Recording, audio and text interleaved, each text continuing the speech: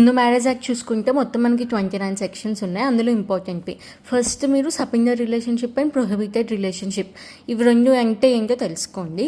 And ఇవి రెండు void marriages కింద వస్తాయి అన్నమాట. దాని తర్వాత సెక్షన్ 5 కింద conditions for the Hindu marriage.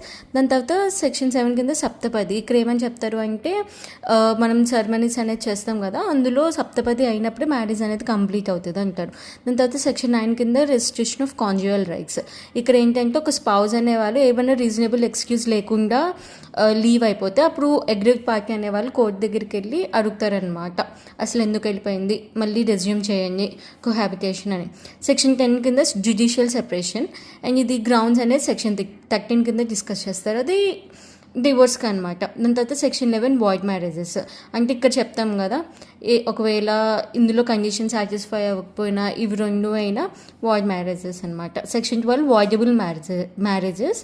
ఇవి ఈ కండిషన్స్లో మనకు మ్యారేజ్ అనేది వాయిడబుల్ అవుతుంది. దాని తర్వాత సెక్షన్ 13 కింద డివోర్స్ కింద గ్రౌండ్స్ ఏంటి అనేవి ఇవి.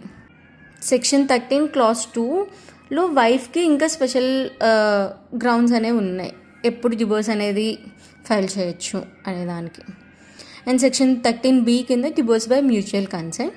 And section 24 maintenance. And section 25 permanent alimony and maintenance. ఇవి నాకు ఇంపార్టెంట్ సెక్షన్స్ అనిపించింది.